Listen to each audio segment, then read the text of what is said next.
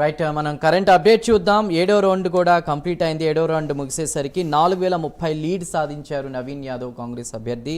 ఇక 8వ round counting కూడా కొనసాగుతుంది. ఓవరాల్గా 7 రౌండ్లు ముగిసేసరికి బ్రేకింగ్ చూస్తున్నాం. 19619 ఓట్ల మెజార్టీతో కాంగ్రెస్ అభ్యర్థి నవీన్ యాదవ్ ముందంజలో దూసుకుపోతూ ఉన్నారు. ఇక దీనికి సంబంధించి కాంగ్రెస్ పార్టీ ఆధిక్యంలో ఉందని మనం చెప్పుకోవచ్చు.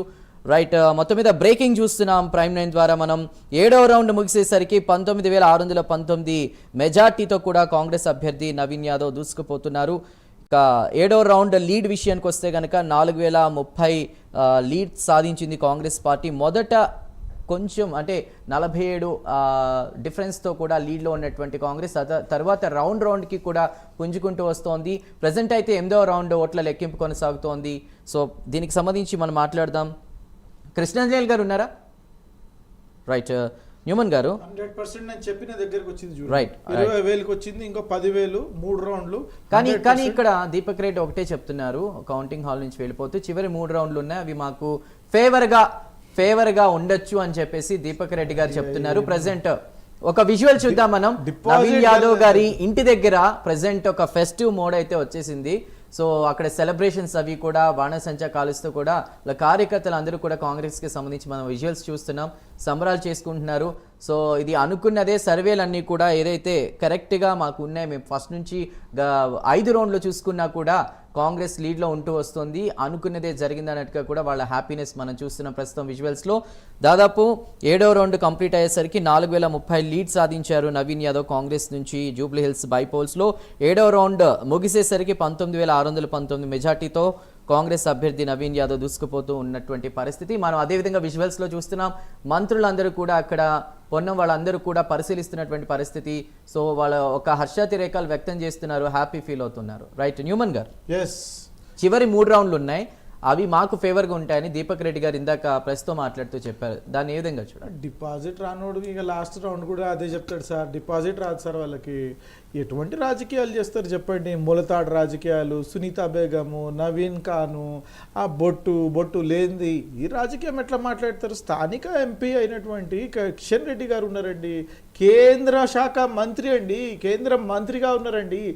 వారు వచ్చి అక్కడ ఏం చేస్తారో చెప్పాలా? తెలంగాణ కోసం తీసుకొచ్చినటువంటి బడ్జెట్ గుండుసున్నా, వీళ్ళు తీసుకొచ్చినటువంటి బడ్జెట్ గుండుసున్నా, వీళ్ళు చెప్పులు మోస్తారు, జైల్లోకి పోతారు. ఇటువంటి వాళ్ళు మనకి ఏం మాట్లాడతారు చెప్పండి? హిందీ పేపర్ లీకులు చేసి ఐటమ్ నెంబర్ 6 దాని గురించి ఏం మాట్లాడమంటారు చెప్పండి? No, he has done that. అటువంటి కంపిటెన్సీ లేనటువంటి వ్యక్తులు, నేనేమంటున్నానంటే అటువంటి కంపిటెన్సీ లేని వ్యక్తులు గురించి మనం ఏం మాట్లాడ? కొంత ఓపిక పట్టండి సార్, మీకు టైం ఇస్తారు, మీరు ఎందుకు ఇట్లా తొందరపడుతున్నారు? మా సంతోషంలో మేము ఉన్నాము, 2 మాటలు చెప్పని ఎందుకు నాగేందర్ గారు పెద్దలు 2 నిమిషాలు ఆగండి. మా సంతోషంలో మేము ఉన్నాము, 2 మాటలు చెప్తాము. నేనేమంటున్నాను ఎసెన్షియల్లీ మేము ఏదైతే ప్రామిస్ చేసినామో 150 కోట్ల డెవలప్మెంట్ ప్రాజెక్టుల పనులు ఈ రోజు సాయంత్రం 3ంటికి, మధ్యాహ్నం 3ంటికి సర్టిఫికేట్ తీసుకుంటాడు.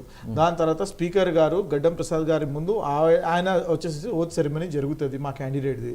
జరిగిన తర్వాత మీరు చూడాలా 3 సంవత్సరాల్లో 150 కోట్ల ప్రాజెక్టులతో ఏదైతే డెవలప్మెంట్ పనులు చేసినామో అది కంటిన్యూ అవుతాయా లేవా దాని గురించి మనం మాట్లాడాలా. రేపు రాబోయే జిహెచ్ఎంసీ ఎలక్షన్స్లో మేయర్ మా అభ్యర్థి అవుతాడా లేదా దాని గురించి మాట్లాడాలా. లోకల్ బాడీ ఎలక్షన్స్లో 33 జెడ్పీటీసీలు ఉంటే 33కి 33 క్లీన్ స్వీప్ చేయబోతున్నామా లేదా దాని గురించి మీరు మాట్లాడాలా. 100% నేను ఏమంటున్నా, ఈరోజు ప్రజలు సుఖ సంతోషాలతో ఉన్నారు, మీరు ప్రాపగండా వదిలేసేయండి. మీరు ఏం చేసిండ్రో, మీరు 10 సంవత్సరాలు మరి ఏదైతే మాట్లాడుతున్నారో దాంతోపాటు ప్రజల తలకాయల మీద మీరు 7 లక్షల కోట్లు అప్పు పెట్టి పోయినరు. ఆ భారం అనేది ప్రజలు మోయలేకపోతున్నారు. దాని గురించి మీరు మాట్లాడండి. మీ ఇంట్లో గొడవలు ఉన్నాయి, వారి సొంత బిడ్డ అయినటువంటి కల్వకుంట్ల కవిత గారు బయటికి పోయి మా నాయన దోచుకున్నారు, మా అన్న దోచుకున్నారు, మా బావ దోచుకున్నారు, మా మామ దోచుకున్నారు, మా ఇంట్లో అందరు దోచుకున్నారు అని చెప్పేసి వారే మాట్లాడారు. ఇప్పుడు నేను ఏమంటున్నా అంటే బైసాబు బాగా సంతోషంలో ఉన్నాడు, ఓ స్పీచ్ ఏ రాదు నేను పోతా ఎందుకు కదా మాట్లాడుకున్నా కూడా అయిపోయింది, మాట్లాడే దాన్ని వద్దంటలే. నేను డిబేట్ అన్నప్పుడు నేను ఏమంటున్నా అంటే అధికారంలో ఉన్నావు, మంచి చెడ్డ వినాలి. మేము కూడా అధికారం చూసినాం, చూడలేమనేది అవతల యువతల కూడా ఈయనే ఓపిక కూడా ఉంటే డిబేట్ అవుతుంది. నేను ఒక్కటే ఏమంటున్నా అంటే మేము తీసుకుంటున్న వేదిక ఏంది అంటే, సరే ఆ పార్టీ గెలిచింది, ఇప్పుడు అక్కడ గెలిచింది గెలవలేదు అనేది లేదు, ఇంకా 3 రౌండ్లు ఉన్నాయి. ఆ 3 రౌండ్లు ఏం జరుగుతుందా ఆయన గెలిచాడు. అయితే ఒక్కటేమంటున్నామంటే మేము ఎన్నికల లోపల ప్రధానంగా వీళ్ళు ఇచ్చిన హామీలు 420 హామీలు కానీ 6 గ్యారంటీలు కానీ వాటి మీద నేను చెప్తుంటే బయటసభ వినే పరిస్థితి లేకుంటే అధికార పార్టీలు ఉన్నప్పుడు ఓపిక కంపల్సరీ అవసరం ఉంటుంది. మరి ఆ ఓపిక లేకపోతే మనం డిబేట్ చేసి కూడా కరెక్ట్ కాదు.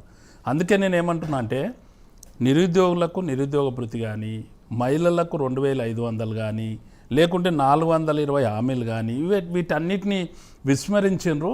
ప్రధాన ప్రతిపక్షంగా ప్రజలు ఇచ్చిన దాంతో మేము ఫైట్ చేయాల్సిన అవసరం ఉంటుంది. అదేవిధంగా మేము ఫైట్ చేసినాం. కాకపోతే ఇప్పటికి కూడా నేను ఏమంటున్నా అంటే మేము నిన్నటి వరకు కూడా చెప్పినాం, ఇప్పుడు కూడా చెప్తా ఉన్నాం. ఇప్పటికి కూడా నేను చాలా ఛానళ్ళు పోయేసి వచ్చిన, అన్ని ఛానల్లో కూడా కాంగ్రెస్ వాళ్ళు ఉన్నారు, మిత్రులు బాగానే మాట్లాడిన. కానీ మరి బైసాబ్ ఎందుకో ఏమో మాకు సంతోషం ఉన్నది.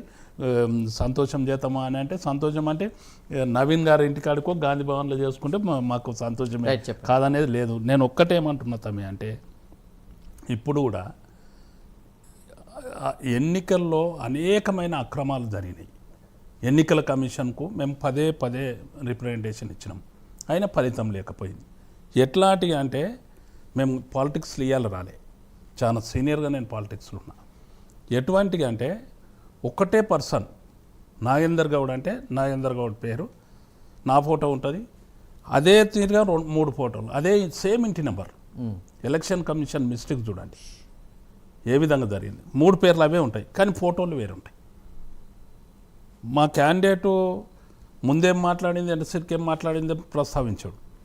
ఎట్లాంటిగా ప్రస్తావించిన రావాల్సిన పరిస్థితి ఏర్పడ్డదంటే మీరు ఫంక్షన్ హాళ్ళల్లో వచ్చి ఫేక్ ఓటర్స్ని అందరినీ నింపి ఓటింగ్ జరుగుతుంటే ఆమె పోయి అక్కడ మాట్లాడినప్పుడు అక్కడున్న సిబ్బంది, పోలీస్ సిబ్బంది అడ్డుకోవడము, బెదిరియడము, అంతకన్నా ఎక్కువ ఏంటంటే ఇప్పుడు అక్కడున్న కాంగ్రెస్ కార్యకర్తలు కూడా బెదిరించినప్పుడు ఆమె ఏం చేయలేని పరిస్థితుల ఇప్పుడు భర్తను ఎన్నికల లోపల తిరుగుతున్నప్పుడు భర్త మతికొచ్చి ఆ ప్రజలందరూ ఇంతమంది ప్రజలు నాకు ఇచ్చిపోయింది కదా అని టెక్నాలజీ ఇంత డెవలప్ అయిన ఈ టైంలో ఫేక్ ఓటర్స్ ని గుర్తించడం ఈజీ కదా. మేము ఇచ్చినాం కదా, మేము ఎన్నికల కమిషన్కు చాలా క్లియర్గా మేము అన్నిటిని కూడా ఇచ్చినాం. మా కేటీఆర్ గారు వెళ్ళి అక్కడ ఫేక్ ఓటర్స్ గురించి ఇవ్వడం జరిగింది.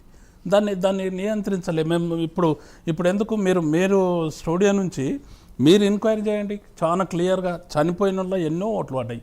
సరే ఇవన్నీ ఏం జరిగినా మళ్ళొక్కసారి కూడా బై ఎలక్షన్స్లో మీకు జూబ్లీహిల్స్కు ఇచ్చారు కదా. ఇప్పుడు ఇంతకుముందు కూడా బై ఎలక్షన్లో గెలిచారు, అక్కడ ఏమేమి చేసారు అనేది అక్కడ ప్రజలు చెప్తారు. ఇక్కడ కూడా చెప్పారు కదా, అనేకమైన హామీలు ఇచ్చారు. మళ్ళీ కూడా వాటన్నిటిని కూడా నెరవేర్చుండి కాదనేది లేదు కదా. మేము అందుకే ఏమంటున్నామంటే తెలంగాణ ప్రజలు ఏంది అంటే ఏదైతే ఆ రోజు కేసు ఇప్పుడు ఉమర్ గారు చెప్పినట్టు నుమాన్ నేను 2-3 ఛానల్లో మనం ఉన్నాం ఇద్దరం కూడా. అయితే చెప్పినట్లు ఏంది అంటే ఇప్పుడు అనేకమైన హామీలు ఇచ్చి హామీలన్నింటినీ కూడా నెరవేర్చని పరిస్థితి లోపల అప్పు అని ప్రస్తావించారు.